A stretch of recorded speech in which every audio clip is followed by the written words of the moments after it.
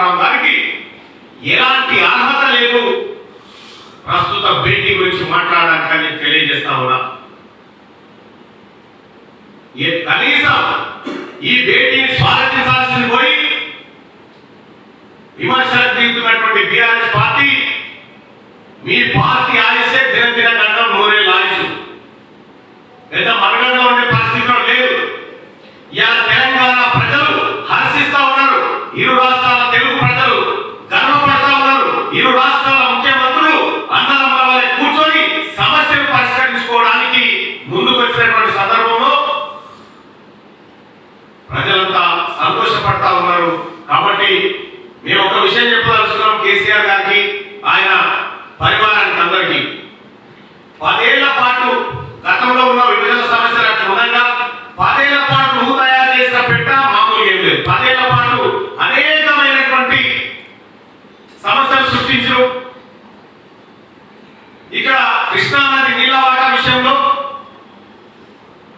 సుప్రీంకోర్టులో ఉన్న కేసును వాపసు తెచ్చుకుంటాం, అన్ని సమస్యలను జటిలం చేస్తాం. ఇలా కేసీఆర్ చేసిన పాపాలను కూడా రేవంత్ రెడ్డి గారే కడగాల్సినటువంటి పరిస్థితికి వచ్చింది. సోదరులారా, జగన్మోహన్ రెడ్డి గారు ప్రగతి భవన్ వచ్చినప్పుడు కానీ మీరు అటు బెజవాడకు పోయి ఇటు తిరుపతికి పోయి ఇక్కడ దర్శనాలు చేసుకొని వచ్చినప్పుడు కానీ ఏ ఒక్క రోజైనా అక్కడి ముఖ్యమంత్రిని మీరు ఆహ్వానించినా మాట్లాడుకున్నామని, లేదంటే మిమ్మల్ని జగన్మోహన్ రెడ్డి గారు ఆహ్వానించారా? మీరు ఎప్పుడు కలిసినా గొంగళి కప్పుకొని చీకట కలిసిపోదు. మీరంతా మీది చీకటి రాజకీయం. ఇవాళ కాంగ్రెస్ పార్టీ ప్రభుత్వం ద్వారా ముఖ్యమంత్రి గారు చేస్తుంది పక్కా ప్రజా ప్రయోజనార్థం చేస్తున్నటువంటి వ్యవహారం. ఇక ప్రతి పని వెనకాల కేసీఆర్ కుటుంబం రాజకీయ ప్రయోజనాలు చూస్తుంది. ఇలా గౌరవ ముఖ్యమంత్రి రేవంత్ రెడ్డి గారు తెలంగాణ ప్రజల ఆకాంక్షలను చూస్తా ఉంది. రాష్ట్రంలో తెలంగాణ రాష్ట్ర విభజన బిల్లు సందర్భంలో ఇదే ముఖ్యమంత్రి గారు గౌరవ రేవంత్ రెడ్డి గారు ఆ రోజు అసెంబ్లీలో తిరుమల కొండ వాటా కోరిండు, పోర్టులు కావాలని కోరిండు.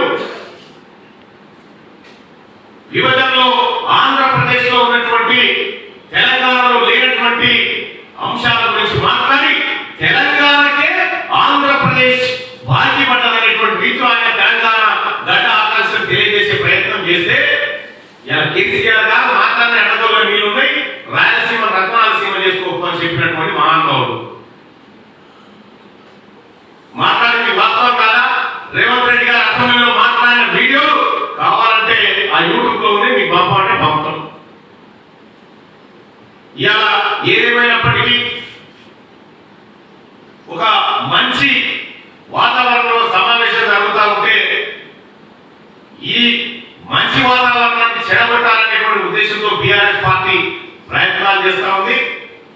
తప్పకుండా ప్రజలు గమనిస్తూ ఉన్నారు. ఇవాళ రేవంత్ రెడ్డి గారికి తెలంగాణ ప్రజల పక్షాన ధన్యవాదాలు తెలియజేస్తా ఉన్నాం. ఆయన చర్చలో తెలంగాణ ప్రజల ఆకాంక్షలు నెరవేర్చబోతున్నందుకు ధన్యవాదాలు.